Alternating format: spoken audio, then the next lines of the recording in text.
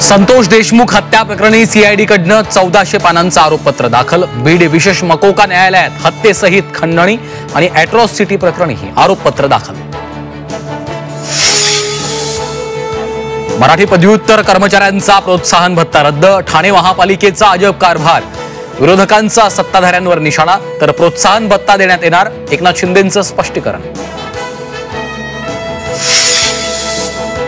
नराधम दत्ता गाडे शिरूरमधल्या गुनाट गावी लपून बसल्याची माहिती। पोलिसांकडनं ड्रोनच्या माध्यमातून आरोपीचा शोध सुरू। गावात पोलिसांचा मोठा फौजफाटा। पुणे बलात्कार प्रकरणातल्या आरोपीला पकडून देणाऱ्यांना 1 लाखाचं बक्षीस। पुणे पोलिसांनी जाहीर केलं बक्षीस।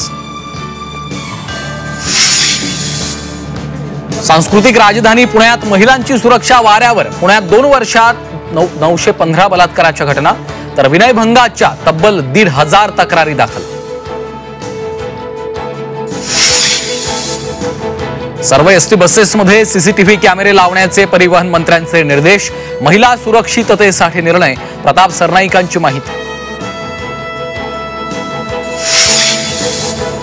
नालासोपाऱ्यात बाप लेकीच्या नात्याला काळीमा। 56 वर्षीय नराधम बापाकडनं 3 मुलींवर बलात्कार। मुलीचा 4 वेळा गर्भपात। विकृत बापाला कोकणातून अटक।